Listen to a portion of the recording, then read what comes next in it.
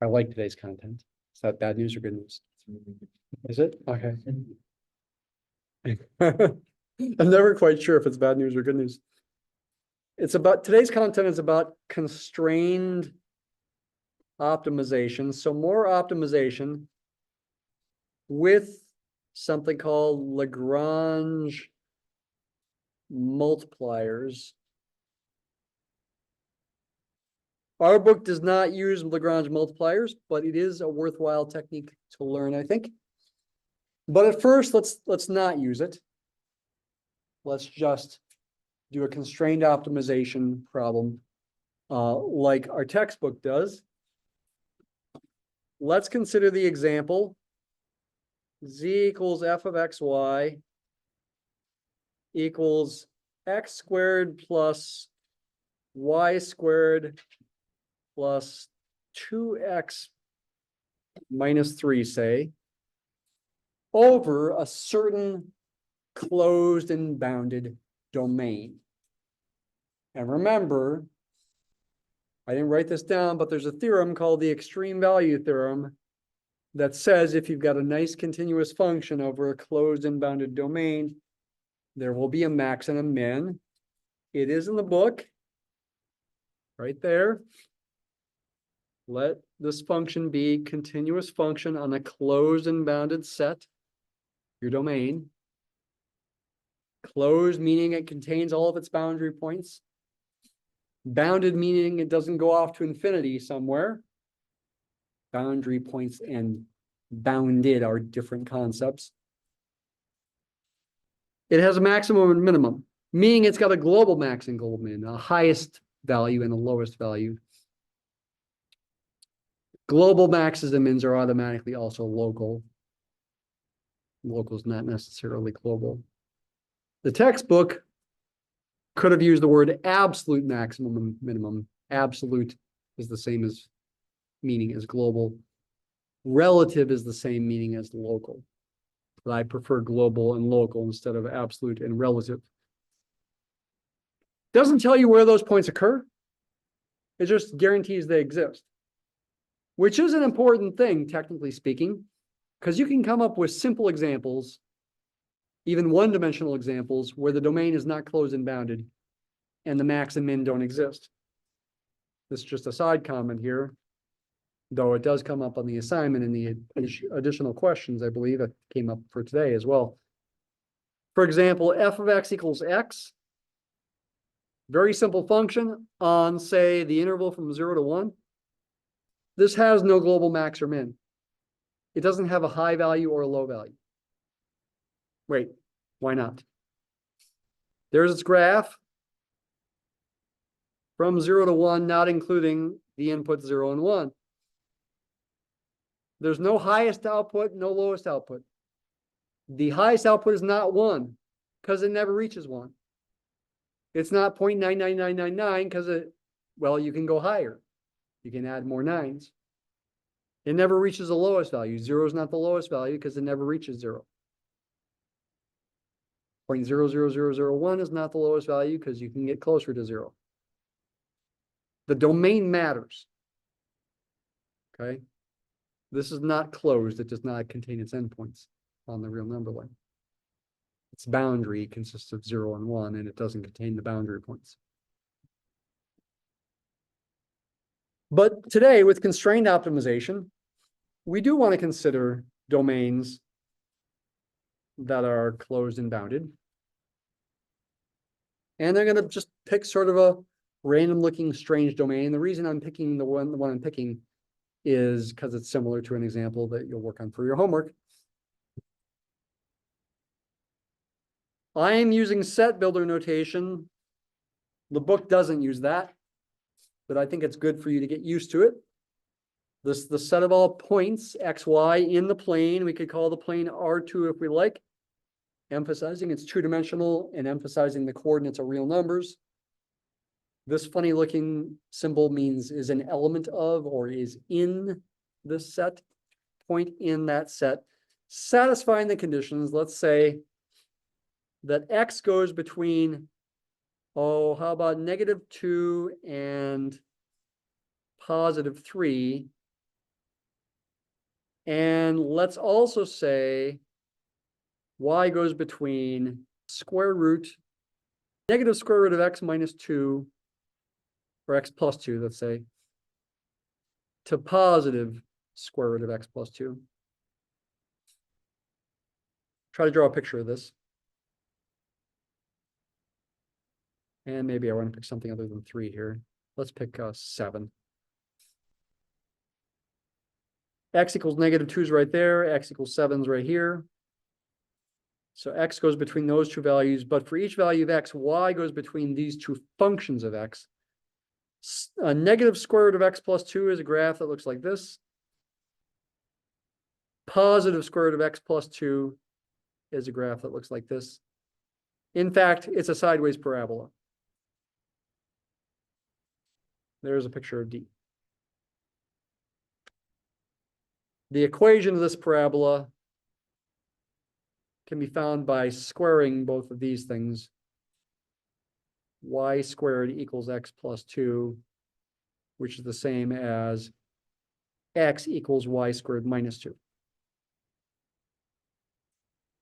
That would be the equation of the parabola where x is, you think of x as a function of y, like a sideways graph. Okay, you want to start to get used to such things. Initially, I thought of as y as being between two functions of x, but you could also describe the parabola, the sideways parabola, as the graph of a function of y. Just take a parabola and make it go sideways by switching the roles of x and y around as far as what's the independent variable and what's the dependent variable. That's the domain that we'd like to optimize f over this. This is a closed and bounded domain. A closed and bounded domain or set. It's also known as, you should learn, it's also known as something called a compact set. When a set is closed and bounded, we also say it's compact, for short, okay? Actually, the definition of compact is a more abstract kind of definition, but in the plane, it's equivalent to being closed and bounded. And in fact, in three-dimensional space, if you've got a three-dimensional object that's closed, containing its boundary, like a sphere, containing its boundary, and bounded, it doesn't go off to infinity in some direction, that's also called a compact set in 3 dimensions. And you can generalize it to higher dimensions that can't be visualized. So how do you do this? How do you optimize? Say optimize this function over this domain. The domain acts like a constraint. You may not go outside the domain. Sometimes that is important in practical problems. There's some natural domain. There's some natural conditions that give a constraint on the domain that you have to think about. That does happen in some practical problems. How do you do it? You know the global max and min will exist by the extreme value theorem. How do you find them? Here's the key idea. The global max and min are either going to occur at critical points inside the domain, in the interior of the domain, or they will occur at the boundary. There may not be any critical points inside this domain. In fact, I wrote down this function somewhat arbitrarily. I don't know if there's any critical points in here or not. There might be, there might not be. Or it occurs along the boundary. To figure out what happens along the boundary, I need to use the equations of the boundary curves. One of the equations being x equals y squared minus 2. That's for the parabola. The other equation being, well, in this case, x equals 7. That vertical line. Those are the pieces of the boundary. Okay, let's see if it's got any critical points in the interior. Let's find the partial derivatives. Fx is 2x plus 2. Right? Don't forget the formula for the function. It's up there. You wrote it down, I hope. Fy is 2y. set those both equal to 0, and solve the resulting system of equations. In general, that could be a pretty difficult thing, because in general, you might get a system of equations that are nonlinear, and both equations might involve both x and y. So it can be difficult to do this in general. But in this case, like the example for Monday, it's pretty simple. You easily solve this equation and get x equals -1, and solve this equation and get y equals 0. And so you have one critical point this time. Its x, y coordinates are -1, 0. And that point is inside this domain. It's right there.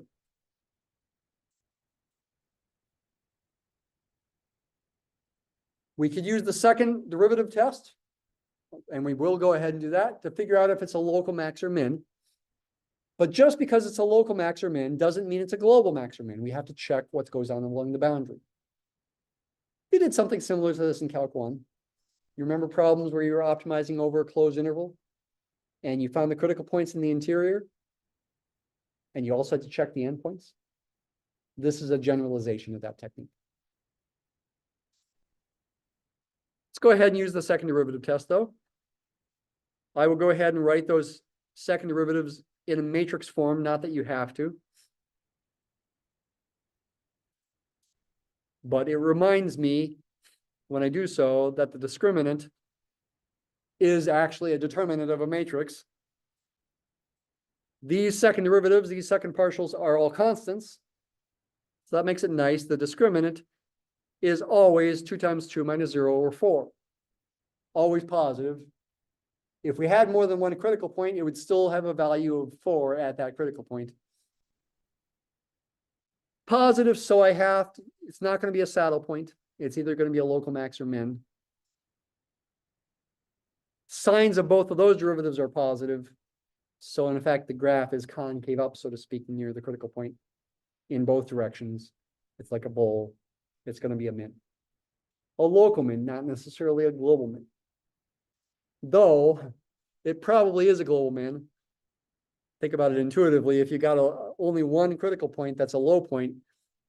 It's got to go higher as you move away from there, and there's no other critical points for it to go back to lower again. So probably the local min there is going to be a global min. But we should check what goes on the boundary just to make sure. fxx is positive as well. These are both positive.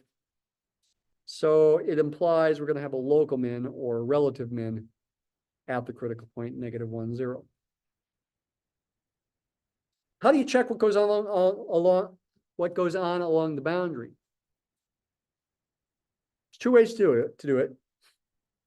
Use these boundary equations to analyze the behavior of the function along the boundary by, in the first case, replacing x with y squared minus 2, and in the second case, replacing x with 7. Or using this new thing called Lagrange multipliers. It's not in the reading, but again, there's this extra reading that's linked on Moodle. Let's see if we can do it both ways. So what do you do to use these equations? Let's focus on the vertical line here where x is 7 first. That sounds simpler. Notice also, by the way, that by picking 7, I did make the second coordinates, these points, simple. If you plug in x equals 7 into these square root expressions, 7 plus 2 is 9, square root of 9 is 3. That's y equals 3 there, and y equals -3 there. So along this part of the boundary here, where x is 7, y is constrained to be between -3 and 3. That's important. Let's call the pieces, give the pieces of the boundary names. I'll call this piece here C. Let's call this piece here C1 and this piece C2. C for curve. I could use the boundary notation if I wanted to, but neither piece is the entire boundary, so I think I will avoid that, because neither piece is the entire boundary. Along C1, x equals 7, what's the behavior of the function? You could call it f of 7 comma y, but you could give that function of y a new name. like f1 of y. Go back to the original formula. Wherever you see an x, replace it with 7. There's an x in 2 spots. Replace it with 7 in both spots. It's 7 squared plus y squared plus 2 times 7 minus 3. It's a quadratic in y. That's 49. This is 14. 49 plus 14 is 63. Minus 3 is 60. Looks like it's y squared plus 60. For y between -3 and 3. You don't even need calculus to optimize that one. You can just think about it. The graph of f1 of y looks like that between -3 and 3 as an ordinary graph. Has a minimum of 60 when y is 0 and a maximum of looks like 69 when y is 3, plus or minus 3. Meaning the multivariable function along C1, this boundary there, has a value of 60 in the middle and the values of 69s at these points, the corners of the domain. 69 is as big as it gets along that line. Is it as big as it gets along the parabola C2, though? My guess is yes, probably 69 is the highest value, partially because I know that's a local min there. But let's make sure by actually analyzing it. Along C2, the sideways parabola, where x is y squared minus 2, I have a new function of ultimately y by replacing x with y squared minus 2. So in the formula for f, replace all the x's with y squared minus 2. Which does mean we'll get a 4th degree equation in y, but I guess that's what happens. Really, what's going on here is y is acting like a parameter for this sideways parabola as a parametric curve. Is really what's going on here. But we're the parametric curve itself is this thing, y squared minus 2 for the x coordinate and y for the second coordinate. And we're looking at the value of this function along that parametric curve, where y is a parameter, still going between -3 and +3. Simplify this, y to the 4th minus 4y squared plus 4 plus y squared plus 2y squared minus 4 minus 3. 4's cancel. Y to the 4th minus y to the 4th, what? Minus y squared minus 3. Once again, for y between -3 and 3, why is y between -3 and 3? Because, look at the picture, along this piece of the parabola, y is still between -3 and 3. 4th degree, we could try using our calculus 1 techniques to optimize this function over this closed interval. Let's go ahead and do so. f2 prime of y is 4y cubed minus 2y, which can factor as 2y times 2y squared minus 1. Set that equal to 0 and solve for y. You get critical points at 0 and what would it be? Plus or minus square root of 1/2, which would be plus or minus 1 over square root of 2, plus or minus approximately 0.7. The graph of f2 is a function of y. Looking at this 4th degree equation, then have a low value of negative, okay. Actually, -3 at y equals 0, you're going to have a local max, excuse me. You're going to have local mins at the other ones. Looks like it's probably going to do something like this. And it's going to have a high value, actually, I can predict ahead of time, of 69. Because it matches what happens along the vertical line at the corners. If you plug in y equals 3, you should get 69. 3 to the 4th is 81. Minus 3 squared. 81 minus 9. 72. Minus 3, 69. Yeah, okay. This is -3 here. How low does it get there? I'd have to plug in plus or minus 1 over root 2 into F2. Suppose we should do that. F2 of plus or minus 1 over root 2.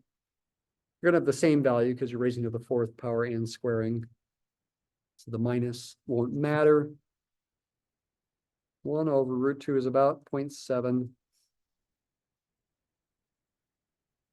I'm plugging that into F2, so I got to raise to the 4th power. Subtract what I get when I raise it to the 2nd power. And subtract 3. Should get a number less than -3. -3.25. This graph is not to scale. So along that parabola, ignoring everything else, the function takes on low values of -3.25 when y is plus or minus 1 over root 2. Is that the lowest possible value? We said this was a local min at that point, but we didn't say how low the function got there. I'm guessing it's a global min. I'm guessing f of -1, 0 is lower than -3.25, I think. I'm guessing. Is it? Plug it into f. Original formula. -1 squared plus 0 squared plus 2 times -1 minus 3. 1 plus 0 minus 2 minus 3. -4. Yes, that's the lowest possible point. That's the global min value. And 69 is the global max value. Got that? Global max value of 69 at these 2 points. Global min value of -4 at this 1 point right there. There's a special thing you can do in contour plot in Mathematica to see this in kind of a nice way that I haven't shown you yet.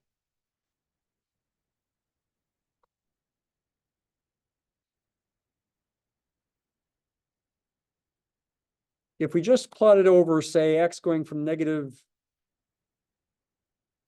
to 8 and y going from -4 to 4, we would see contours outside of the domain over a rectangle, really. We're more interested in the domain that is bounded by the line in the parabola. There's a way you can restrict the picture to just that domain. I always forget the syntax. What I do is I look up in the help menu.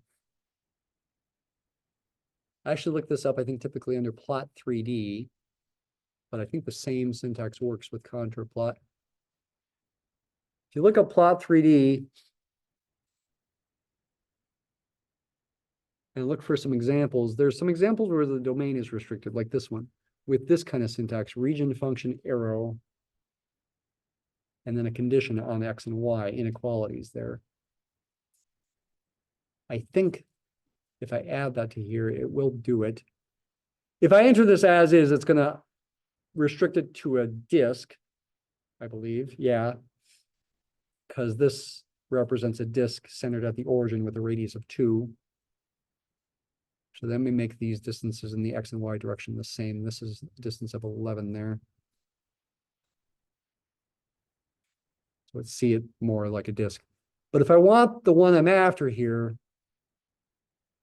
x goes between -2 and 7, and y goes between the square roots that I originally wrote. I think I need double ampersands effectively as an and. I'm going based on memory here. I think this will work. Yep, there's the parabola. The min value is here. Max values are at those corners. Along this parabola, though, it does have along the parabola a small local max at there and local mins there and there. I wonder if we could see that well if we zoom in near there. Let's go -2 to 2 instead. So now we're only looking at close to the origin there. So we see clearly the origin's like right over here. This is -1, 0. Yeah, along the parabola, it's a little lower over here than it is for over here, for example, because you are going from dark to light as you move away from that point right there. Okay, so that's a kind of interesting and an informative way to think about it. What is this Lagrange multiplier method? Forgot to write this as -3.25 here, by the way. What's the Lagrange multiplier method? You use the gradient, not just of f, but of also for the boundary, you use a gradient sometimes. The gradient of f, for our example, is the vector whose components are the partial derivatives, 2x plus 2 and 2y. If I focus on C1, the vertical line at x equals 7, I can think of that line as being a level curve for a function. X equals 7 is equivalent to x minus 7 equaling 0. And if I give this function x minus 7 a name, g of xy, even though it doesn't depend on y, that function g of xy equals x minus 7 is going to have vertical lines for its contours, for its level curves, where it's constant, when x is constant, including x equals 7. And its gradient vector will be horizontal. The gradient of g, thought of as a function of two variables, will be 1, 0. A vector that's pointing straight to the right. Makes sense that this vertical line is a level curve for a function. The gradient vector has got to be perpendicular to it. It's got to be either pointing straight to the right or straight to the left. Along such a line, and I can imagine the line going on forever, though we're restricting y to going between -3 and 3. Along such a line, you'll have max or min values for f where these two gradient vectors are parallel.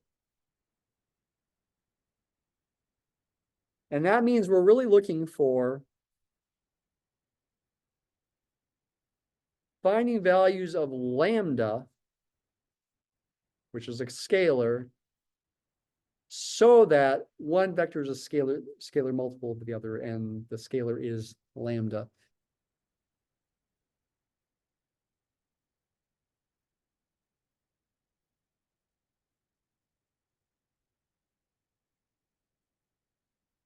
You're going to have possibly local max and min values at places where this equation is true, along that line at least. Simultaneously, giving you a system of equations in x, y, and lambda, 3 unknowns really. So what's the system here? The gradient of f consists of those components. So you want, this is equivalent to 2x plus 2 comma 2y equaling lambda times 1, 0. Two of the equations come from these components. 2x plus 2 must equal lambda times 1. And 2y must equal lambda times 0. The third equation, if they're going to have 3 unknowns, has to come from the constraint itself.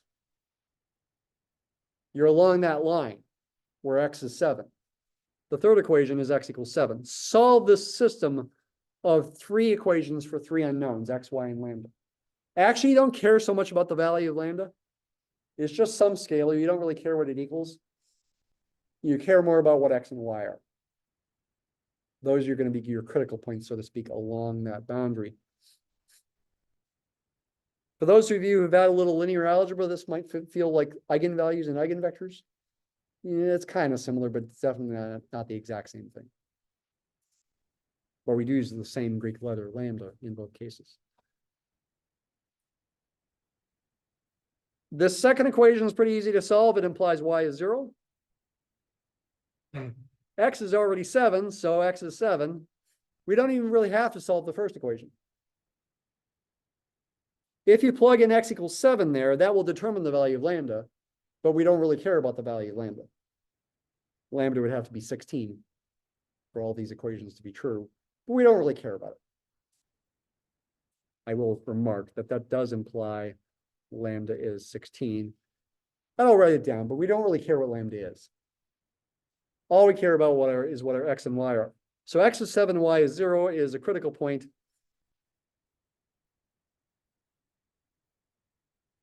Is a critical point, so to speak, for f along C1. It's not a critical point for f over the domain D, because it's not a place where the partial derivatives are both 0.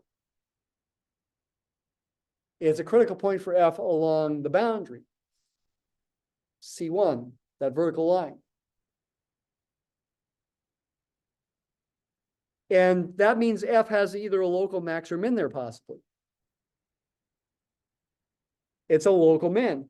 We've already confirmed that. Where did we confirm it? With that graph right there. There was a local min at y equals 0 of 60. And that local min could be a global min. We have to think about what happens to the function elsewhere to see if it's a global min. It's not, but it could have been. What about the parabola? C2. Along C2, where x equals y squared minus 2. Well, that equation along that sideways parabola is equivalent to x minus y squared equaling -2. When using Lagrange multipliers along this piece of the curve, that's my g function. Or one option, at least. I could also add 2 to both sides and take g to be x minus y squared plus 2. And looking at where that equals 0 instead of where this function equals -2. Either way is okay. They have the same gradient vector. Once again, you're after values of x, y, and lambda so that the gradient of f of x, y equals lambda times the gradient of g of x, y. Gradient of f of x, y is the same as before, 2x plus 2, 2y. What's the gradient of g? 1, -2y. Set the components equal to each other to get 2 equations in the system you want to solve. The first of which will be 2x plus 2 equals lambda. Second of which will be 2y equals lambda times -2y. -2 lambda y, if you like. And the third of which is, again, the constraint itself. That equation. X minus y squared equals -2. A system of 3 equations and 3 unknowns. 3 nonlinear equations and 3 unknowns. In general, nonlinear systems are very difficult to solve. Might be impossible. You might have to use technology. You could try n-solve in Mathematica. When you solve equations in Mathematica, you need to use double equal signs. I think I will try that here, but let's see if we can solve this by hand. A common technique that works in this context is to first solve each of these equations in terms of lambda. Solve for lambda. We already have that one solved for lambda. For the second equation, we'd have to divide both sides by -2y. Lambda would be 2y over -2y. In other words, -1. And then set those equal to each other. So 2x plus 2 equals -1. So 2x is -3, meaning x itself is -3/2. What's y? Looks like we'd have to use the only equation that involves both x and y, this one. Y squared would be x plus 2. And when x is -3/2, that is -3/2 plus 2 is 1/2. Oh, that's looking good because that means y is plus or minus 1/√2. Those are 2 points along that boundary where we had local min for the 4th degree. The 4th degree graph looked like that. But it seems like we're missing the one where y is 0 and x is -2. In doing this solving, we lost the solution at y = 0. I know the reason. It's because of this simplification right here. We lost the solution that occurs at y = 0 because that only makes sense when y is non-zero. So you have to realize when you're dividing by something involving a variable, you might be dividing by 0 for certain values of the variable, and you have to rethink about the system at that value of y in this case. Does the system have a solution when y is 0? It does. We know that ahead of time. If y is 0, the system becomes 2x plus 2 equals lambda. 0 equals 0, which is true, and then x equals -2, which is solvable. X is -2, y is 0, and what's lambda? It would be -2 as well, though that doesn't matter. The other point we found here is x is -2, y is 0. So the 3 critical points along C2 are xy equals -2, 0, and then -3/2 plus or minus 1/√2. At those points, those correspond, focusing on the values of y, 0 and plus or minus 1/√2, to the values of y we found that were critical points of this function here. They're the same points along that parabola. Points like that. They gave local maxima and minima along the parabola, but not global maxima or minima for the entire function over the entire domain. But you have to think about them just to make sure. But again, over the entire domain, we had maxima, global maxima at these corners, and a global minimum at that critical point in the interior.